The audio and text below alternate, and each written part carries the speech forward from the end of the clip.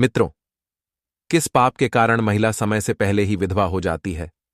मित्रों, भगवान विष्णु और माता लक्ष्मी क्षीर सागर में शेष नाग की शैया पर बैठे हुए थे।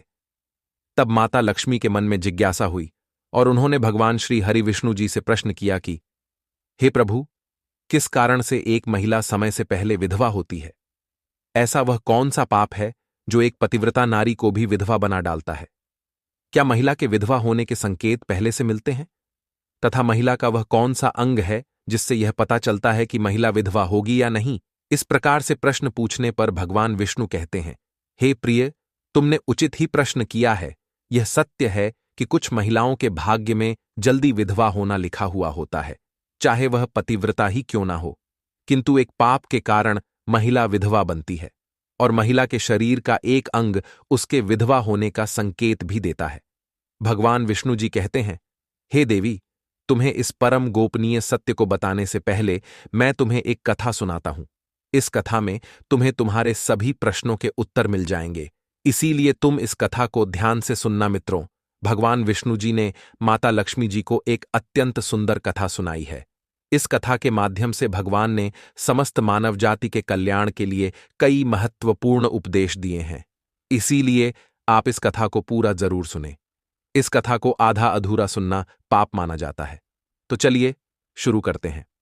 मित्रों, एक समय की बात है। मध्य देश में एक अत्यंत धनवान सेठ रहा करता था।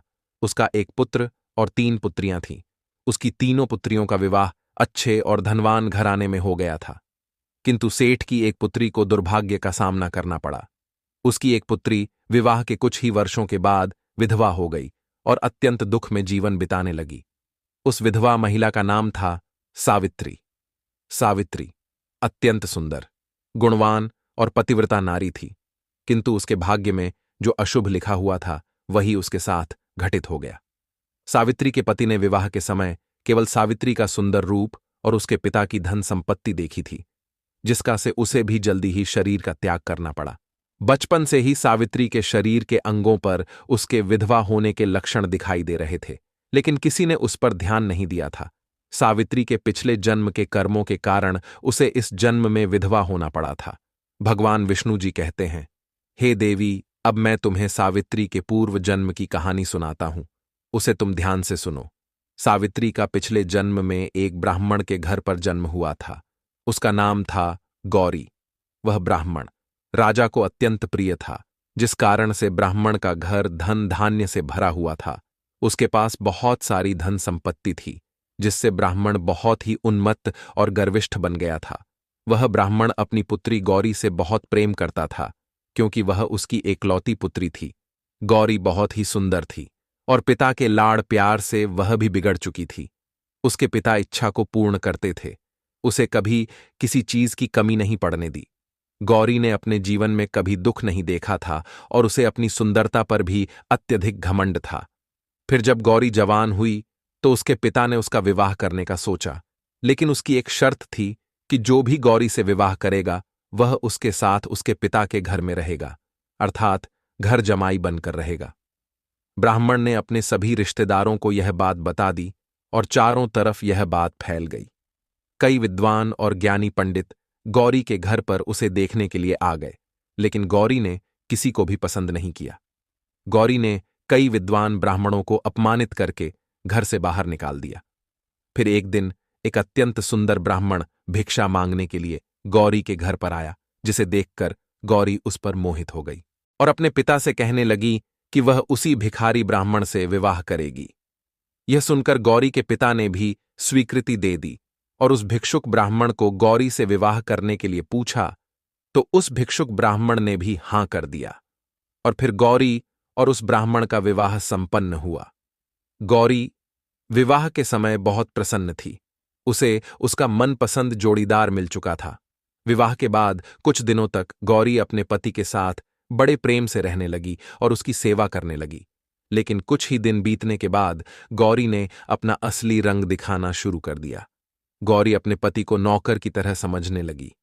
उसकी आज्ञा का पालन करने की जगह पर उसे ही आज्ञा देने लगी। गौरी अपने पति को भी उसके नाम से बुलाने लगी, खुद अपने पति के पैर दबाना छोड़कर अपने पति से ही खुद के पैर दबावा लगी। गौरी स्वेच्छाचारी थी। वह पति को बिना बताए ही घर से बाहर चली जाती। कभी पति की कोई बात नहीं मानती थी। पति से पहले ही भोजन करती थी। किसी भी धार्मिक कार्य में पति के साथ नहीं बैठती थी और अकेले ही मौज करती थी। अपनी पत्नी के ऐसे व्यवहार को देखकर गौरी का पति बहुत दुखी रहने लगा। उसने गौरी को बहुत समझाने की कोशिश की, लेकिन वह कभी नहीं मानी। गौरी अपनी ही मनमानी करती रहती थी।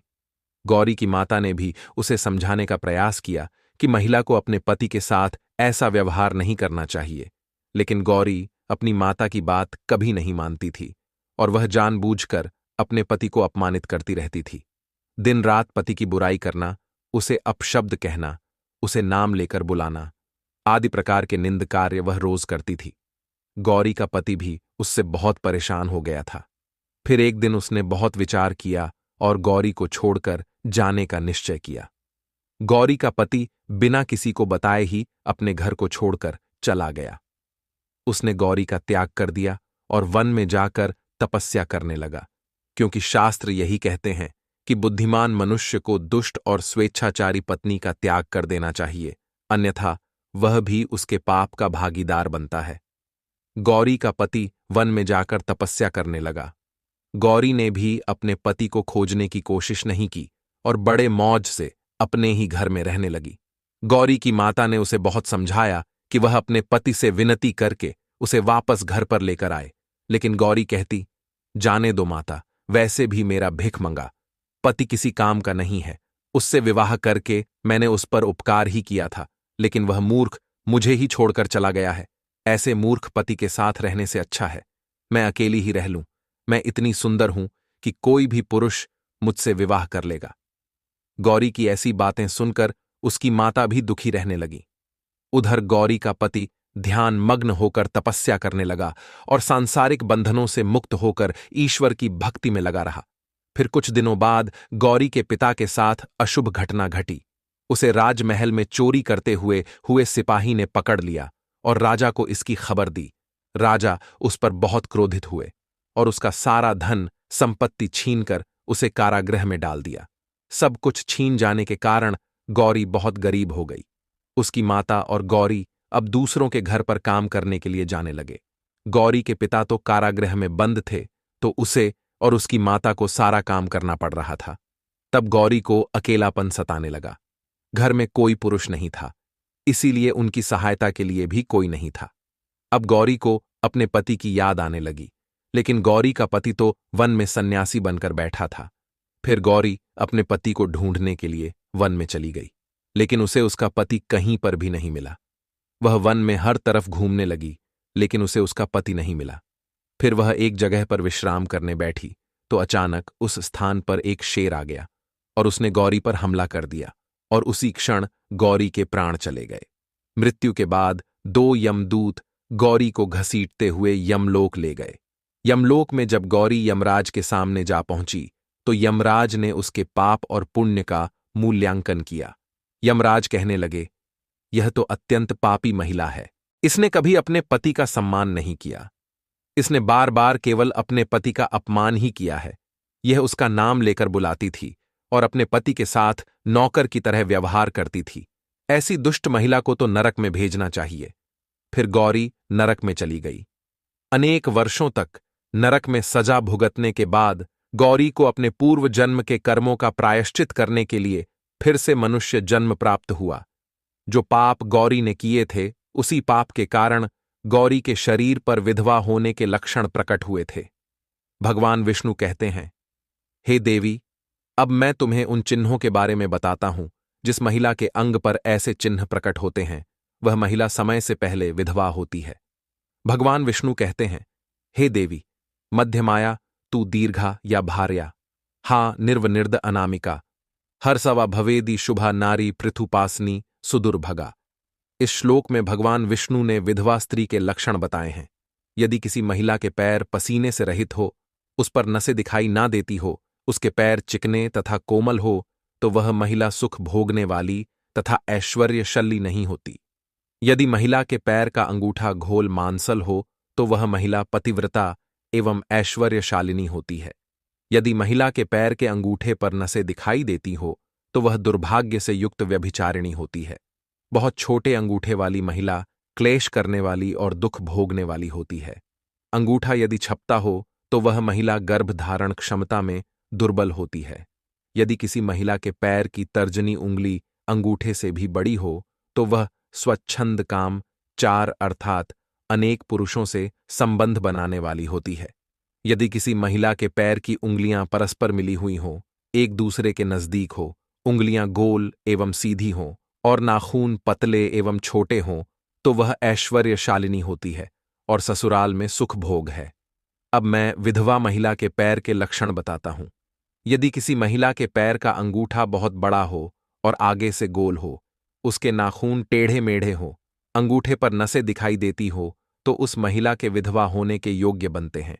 यदि महिलाओं की ढड़ आम बहुत बड़ी हो तो वह मृत्यु पर्यंत दुख भोगने वाली होती है। और यदि महिला के पैर मांस रहित हो तो ससुराल के भाग्य को नष्ट कर देती है।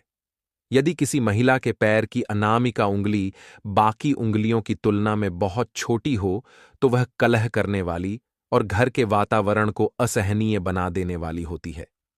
यदि किसी महिला के पैर की मध्यमा उंगली अर्थात बीच की उंगली ज्यादा लंबी हो तो वह विवाह के लिए अयोग्य होती है। जो महिला चलते समय पैर पटक हुए चलती हो और धम धम आवाज करती हो तो वह अपने पति का विनाश करने वाली होती है। भगवान विष्णु कहते हैं, हे देवी, इन्हीं लक्षणों के कारण सावित्री समय से पहला विधवा हुई थी। पिछले जन्म के कर्मों के कारण ही महिला के विधवा होने के योग्य बनते हैं। जो महिला अपने पति का अपमान करती है, उसका नाम लेकर बुलाती है तथा उसके भोजन करने से पहले ही भोजन करती है तो वह महिला निश्चित ही समय से पहले भी होती है।